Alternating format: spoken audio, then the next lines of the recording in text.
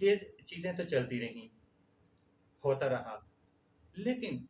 جب ان ورسز کو میں پڑھ رہا تھا اور اس کی ٹرانسلیشن کر رہا تھا، اور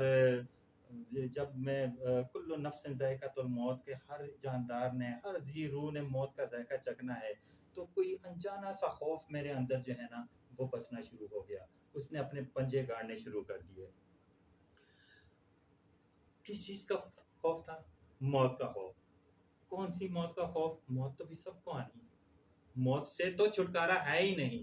یہ وہ ایک ایسی اٹل حقیقت ہے کہ جس سے جو ہے نا کوئی بھی جان نہیں چھڑا سکتا۔ یہ تو آپ ساری دنیا کی دولت کے ساتھ بھی تول کے اگر آپ کسی کو وہ دیں نا کہ موت سے آپ کی جان چھوٹ جائے، تو موت تو آ کے رہنی ہے۔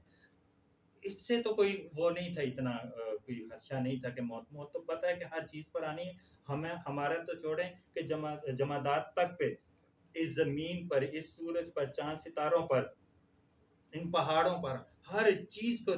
دنیا کے ذرے ذرے کو، جو بھی مٹیریلسٹک چیز ہے یا وہ مٹیریلسٹک نہیں بھی ہے لیکن وہ خلق ہے، وہ خالق کی تخلیق کردہ ہے، خالق کی پیدا کردہ ہے، ہر چیز نے موت کا ذائقہ چکھنا ہے، ہر چیز نے ایک دن فنا ہو جانا ہے، ہر چیز نے ختم ہو جانا ہے۔ لیکن اگر کوئی ڈر تھا، کوئی خوف تھا، تو وہ اس گمنام موت کا خوف تھا،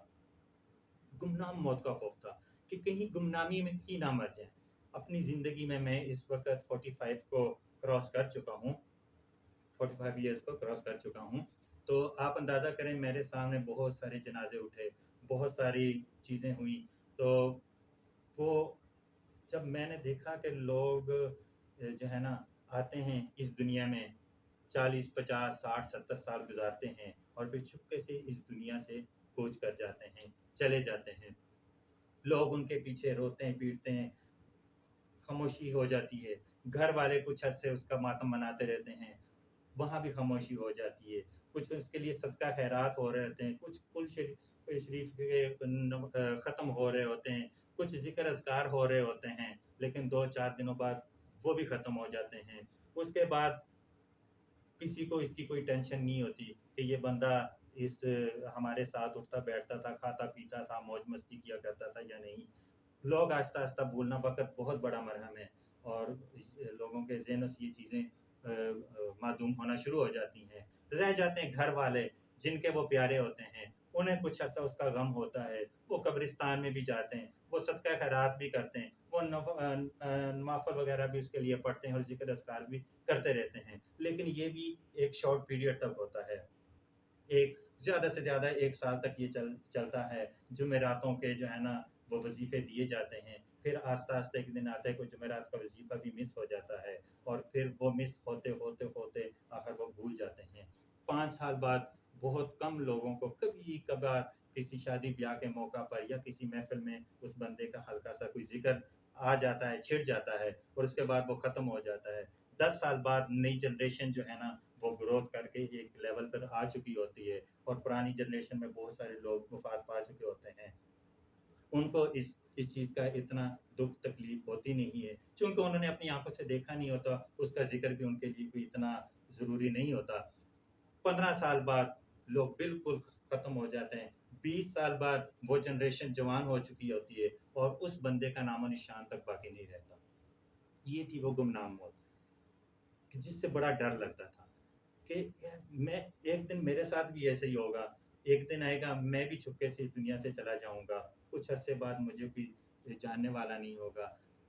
10 سال بعد 20 سال بعد جو ہے وہ کسی کو پتہ بھی نہیں ہوگا کہ خالد نام کا بندہ کبھی اس دنیا میں تھا بھی یا نہیں۔ تو یہ ایک خوف تھا کہ یہ میرے وہم و گمان پر طاری تھا جو اندر ہی اندر مجھے کھائے جا رہا تھا۔ میں مرنا نہیں چاہتا، میں مرنا نہیں چاہتا، میں مرنا نہیں چاہتا، یہی ایک چیز تھی جو رپیٹ ہوتی رہی، یہ ایک خواہش تھی، مگر اس خواہش کی بہت بڑی قیمت چکانا پڑی۔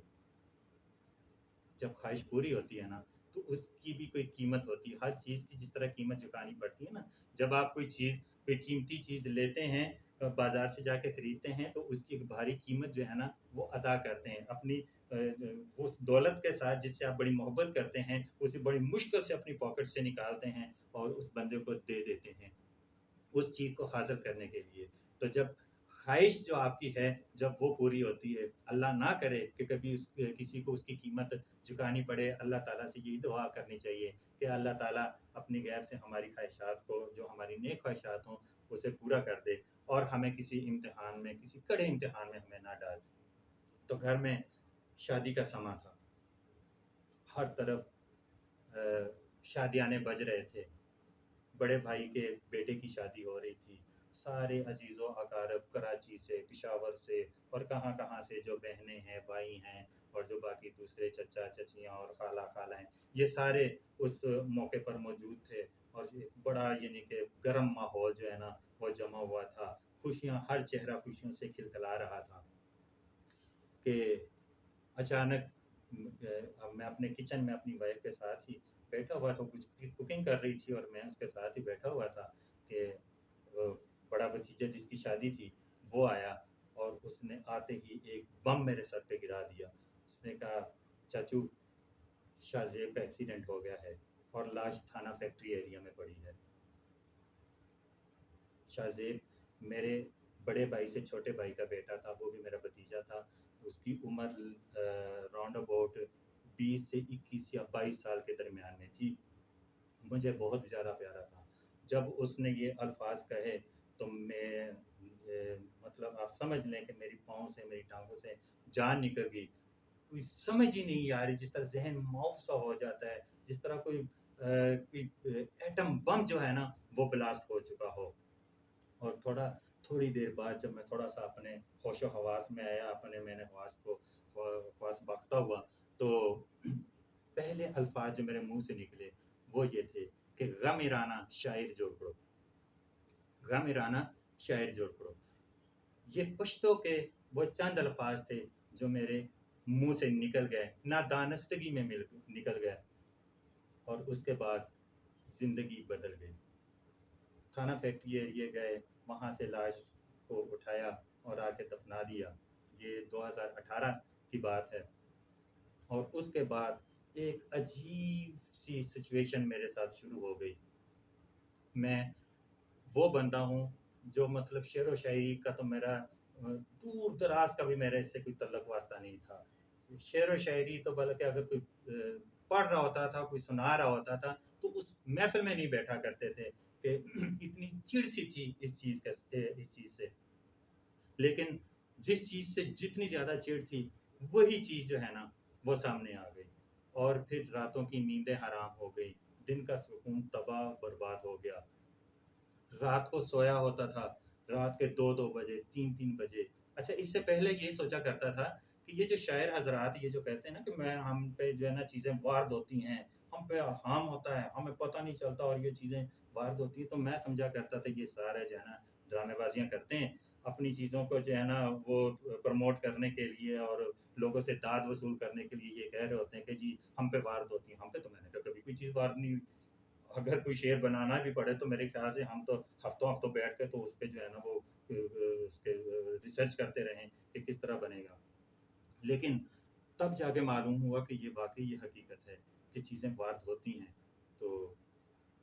रात के कभी 2 बजे, कभी रात के 3 बजे ऐसे ही होता था कि अचानक कोई चीज़ जिस तरह कोई ज़हन में आ गई और अच्छा इसका दौरानिया बड़ा कम हुआ करता था। इसका जो पीरियड है वो सेकंड्स पे, आप यकीन करें मिनट्स पे भी नहीं हुआ करता था, सेकंड्स पे हुआ करता था और चंद सेकंड, चंद लम्हों के बाद अगर आपने उसको नोट नहीं किया, तो वो चीज़ आपके ज़हन से निकल जाती है और फिर अगर 24 घंटे अगले 2 दिन भी आप उसको याद करने की कोशिश करें कि यार वो कौन से अल्फाज थे, वो कौन सी चीज़ थी जो मेरे जहन में आई थी, वो चीज़ दोबारा जहन में नहीं आती। लाख कोशिश के बावजूद भी वो चीज़ नहीं आती थी और उसकी परेशानी, वो सिचुएशन कुछ इस तरह की है कि मैं उसे अल्फाज में बयान नहीं कर सकता। जो मेरे दोस्त हैं जो शेर व शायरी से जिनका कोई तल्लक वास्ता है, इस वक़्त तो वो मेरी सिचुएशन को ज़्यादा बेहतर तौर पे समझ रहे होंगे कि मैं क्या कहना चाह रहा हूँ, मेरे पास वो अल्फाज नहीं है। तो मैंने क्या किया कि मैंने एक कॉपी पेंसिल पकड़नी और लाइट जलानी और उसको लिखना शुरू मतलब जैसे ही उसने आना वो चीज़ आनी, सोया हुआ होता था, पक्का सोया हुआ होता था, कोई चीज़ आ जाती उसी वक़्त उठ के जो है ना उसको नोट करना। थोड़े अरसे बाद मैंने सोचा कि इससे तो घर वाले जो है ना वो भी परेशान हो रहे हैं, फिर मैंने आस्ता-आस्ता जो है ना मोबाइल में ही जो है ना आँखें बंद आँखों के साथ अगर बिज़ी जाने तो बंद आँखों के साथ मैसेज में जो है ना उसको टाइप कर देना और बाद में सुबह उसको चूँकि अपने हाथ से टाइप की हुई चीज़ होती थी और उसका जब थोड़ा-सा हिंट्स भी उसके याद होते थे वो चीज़ बन जाया करती थी। इसी तरह जब ऑफ़िस जा रहा हूँ, दफ़्तर जा रहा हूँ तो तब भी इसी तरह के मामलात के रास्ते में मतलब यहाँ से लेके शालमी तक जाते-जाते मुझे 10 जगह पे साइकिल रोक के तो वो एक कागज़ और कलम जेब में होता था, जल्दी-जल्दी उसको नोट करके फिर किक लगानी और फिर आगे चल जाना। तो ये इस तरह का कोई मामला था। तो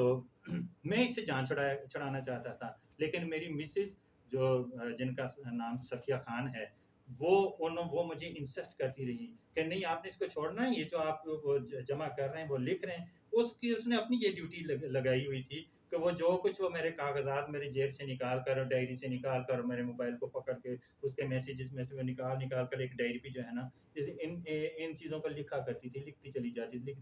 थी। तो उसने मुझे कहा कि आप जो है ना इसकी आप किताब लिखें। ये सिलसिला मेरे साथ चला तकरीबन 5 से 6 माह। 5 से 6 माह के बाद जो है ना ये सिलसिला फिर रुक गया। आज तक रुका हुआ है, फिर इसके बाद कोई वो वाली सिचुएशन दोबारा नहीं आई और मैं अल्हम्दुलिल्लाह बड़े सुकून में हूँ। तो उसने कहा जी नहीं ये किताब छपवानी है। मैंने कहा छोड़ो क्या किताब छपवानी है, अब वो मामला ख़त्म हो गया। अब मैं दोबारा जो है ना कोई और टेंशन नहीं लेना चाहता। लेकिन उसने बहरहाल मुझे बहुत ज़्यादा इंसिस्ट किया, मुझे पुश करती रही। आखिर वो उसको वो किताबी शक्ल में जो है ना ये लौट के फिर कभी ना होगा। ये वो किताब है, ये वाली लौट के फिर कभी ना होगा।